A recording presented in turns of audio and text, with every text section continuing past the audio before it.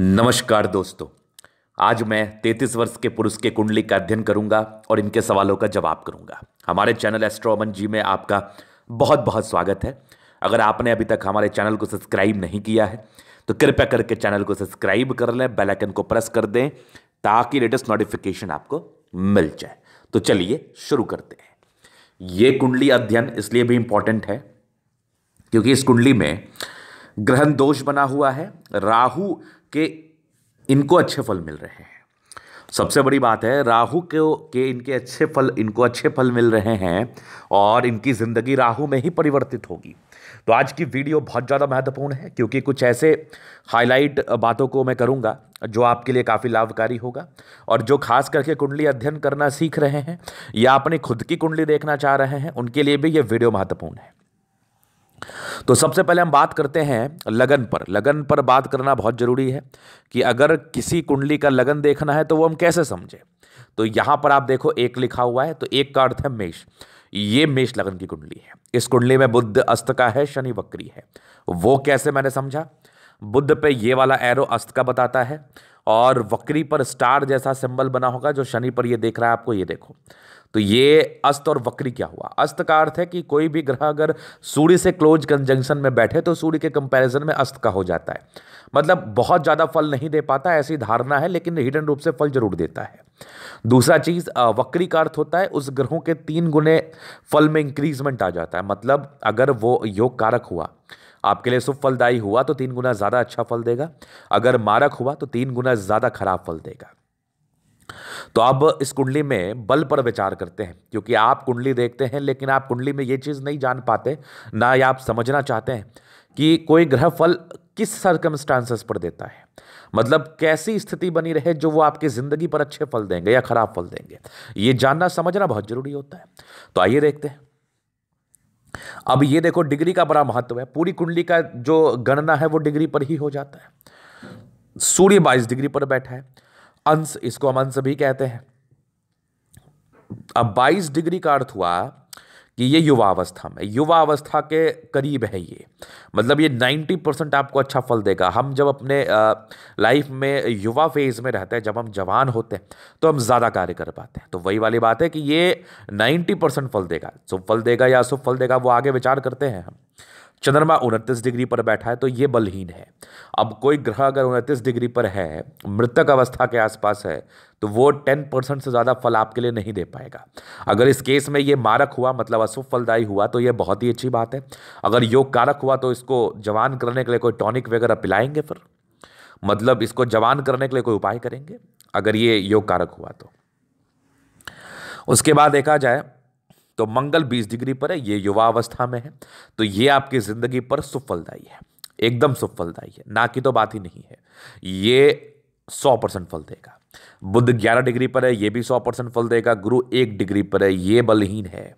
अगर ये योग कारक हुआ तो वही वाली बात है, टॉनिक पिलाया जाएगा, इसको उपाय किया जाएगा इसके रिगार्डिंग। और अगर ये मारक हुआ तो फिर कोई नहीं। शुक्र इनका 17 डिग्री पर बैठा है और ये भी 100%, शनि 16 डिग्री। मतलब इनके कुंडली में ना मैक्सिमम ग्रह 100% फल देने के काबिल है, जो कि बहुत बड़ी बात होती है। अभी देखो, मंगल है चतुर्थ भाव में, ये होगी मंगला।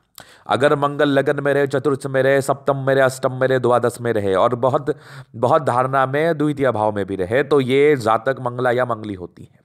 लेकिन आप मंगला या मंगली तो कह देते हैं, मतलब मंगल दोष तो कह देते हैं, लेकिन आप समझ नहीं सकते कि मंगल दोष तब बनाएगा ना जब मंगल प्रभावित होगा पाप ग्रहों से। मंगल दोष तब बनाएगा ना जब वो मारक स्थान का स्वामी हो के लगन में होगा, चतुर्थ में होगा, सप्तम में होगा, अष्टम में होगा। अगर मंगल योग कारक है, अगर मंगल योग कारक हो के आपके अच्छे ग्रह अच्छे जगह बैठा है, तो वो मंगल दोष नहीं, मंगल योग बना लेगा। दोष तो बस कहने की बात हो जाती है, वो आपके जिंदगी पर सुफलदायी होगा। ये बात लिख के रख लो, ये बात लिख के रख लो। मंगल मंगला का कंसेप्ट से ना लोग बड़े प्रभावित रहते हैं। मैं आपको 2-3 चीजें बताता हूं कि मंगला जो व्यक्ति होता है, अगर उस व्यक्ति का शादी 28 वर्ष की आयु के बाद हो रहा है तो मंगल दोष स्वतः कैंसिल हो जाता है। अगर मंगल पर किसी वजह से चंद्रमा की दृष्टि है, मंगल चंद्रमा की युति है, तो मंगल दोष स्वतः खत्म हो जाता है। अगर मंगल लग्नेश है, चतुर्थेश है, धनेश है, द्वितीय से है और वो जाके केंद्र में बैठा है, बृहस्पति की उपस्थिति वहीं पर है, तो मंगल दोष खत्म हो जाता है। तो वो दोष कैसे हो गया? आपके लिए मंगल शुभ फलदायी है। मान लिया जाए मीन लग्न की कुंडली में मंगल रहता है द्वितीय और नवमेश। मंगल कितना बढ़िया ग्रह है, मंगल कितना योग कारक ग्रह है, समझना। मंगल बहुत योग कारक ग्रह है और वो अगर आपके केंद्र में बैठ जाए, लगन में बैठ जाए, चतुर्थ में बैठ जाए, सप्तम में बैठ जाए, लगन में मंगल दोष बनाता है, चतुर्थ में बनाता है, सप्तम में बनाता है, लेकिन वो दोष रह ही नहीं जाएगा, संभव ही नहीं है। हाँ, ये हो सकता है कि अगर वो चतुर्थ में रहे, लगन में रहे या सप्तम में रहे, तो शादी विलंब से करा सकता है। और वैसे भी कहा जाता है अगर इनिशियल भी मंगल दोष है तो वो शादी थोड़ी लेट ही होती है और 28 वर्ष के बाद करने से स्वतः दोष भी खत्म हो जाता है। तो डरने की आवश्यकता नहीं है, समझने की आवश्यकता है। अभी इनकी कुंडली में हम ग्रहों पर विचार करेंगे और बताएंगे, चूंकि इनके लिए भी ये बताना जरूरी था कि कॉपी बुक स्टाइल में तो आप मंगला है भाई साहब, ये समझ लो आप, लेकिन चूंकि मंगल आपका योग कारक और अच्छे जगह बैठा है तो मंगल दोष एप्लीकेबल नहीं हुआ, बात खत्म। चलो, ये मेष लगन की कुंडली है। इस कुंडली में मूलतः लोग सिर दर्द की परेशानी, पेट की परेशानी से परेशान रहते हैं, थोड़ी घबराहट की समस्या होती है, बस ये जान लो।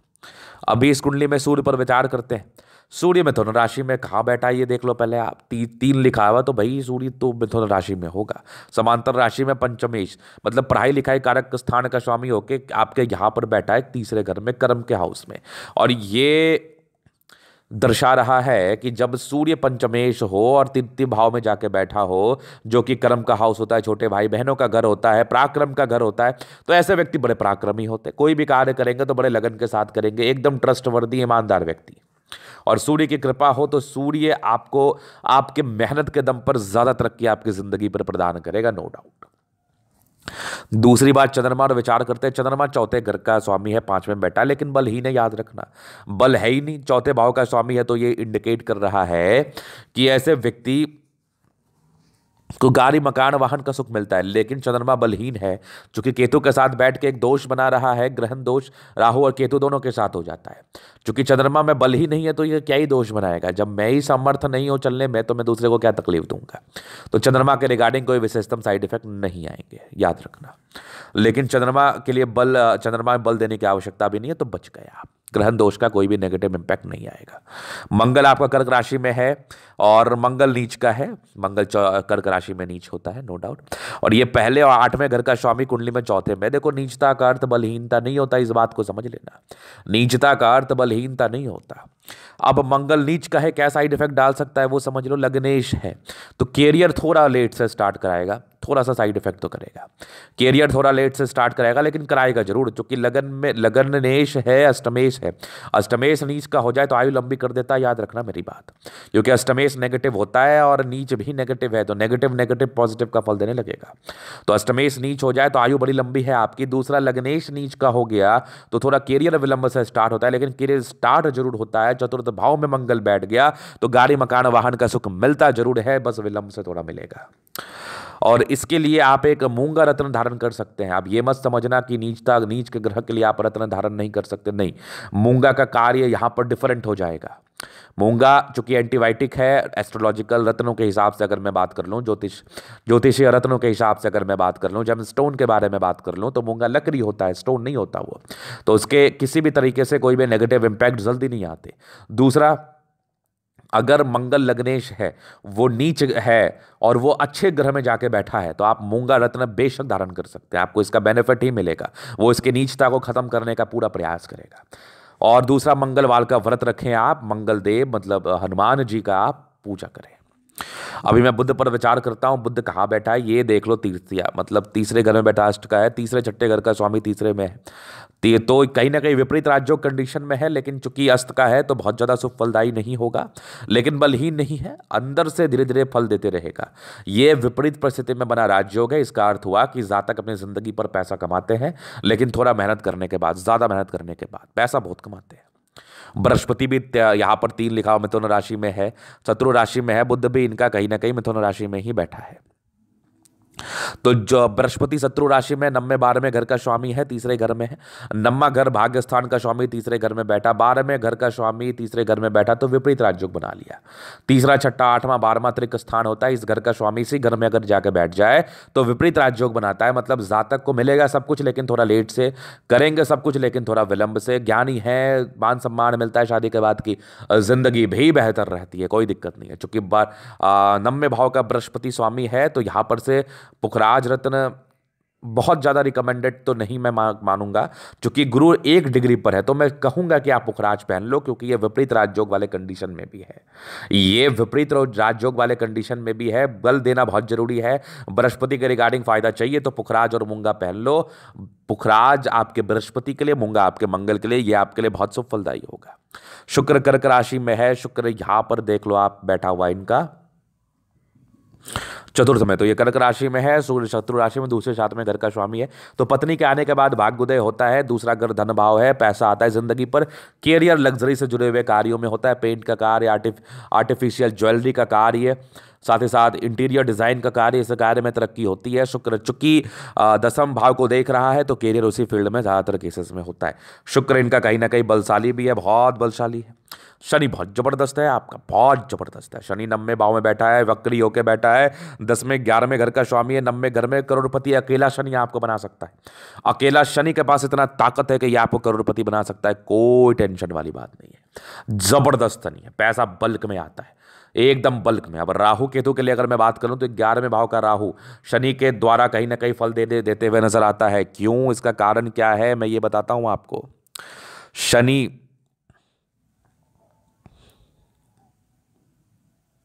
शनि की दृष्टि 11वें भाव पर पड़ रही है, शनि अपने से 10वें घर को देखता है, तो राहु को देख रहा है, तो राहु का फल शनि के द्वारा होगा। तो जब राहु का समय चलेगा, क्योंकि शनि आपका बहुत बलशाली है, तो राहु के समान आपको आपके जिंदगी पर यह फल देता हुआ नजर आएगा, इस बात की भी गारंटी है।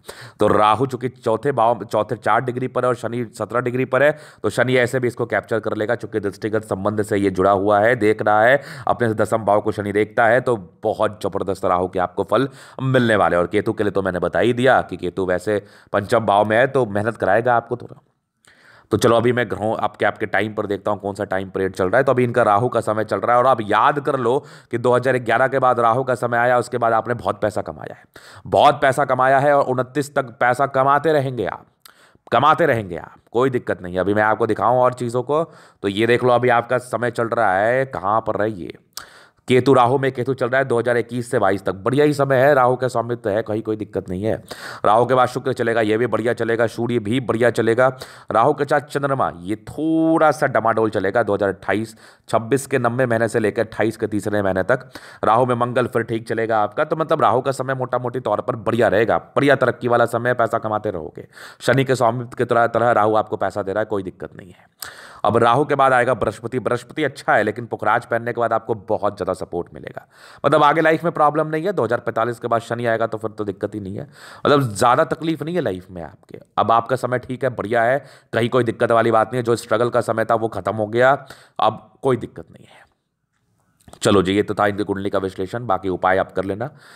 तो अगर आपको ये वीडियो पसंद आया, लाइक कर दे, कमेंट कर, सब्सक्राइब कर दे। आप व्यक्तिगत रूप से मैं शास्त्र का दिखाना चाहते हैं तो मेरा व्हाट्सअप नंबर आपको डिस्क्रिप्शन में मिल जाएगा, लेके आप संपर्क कर सकते हैं। धन्यवाद।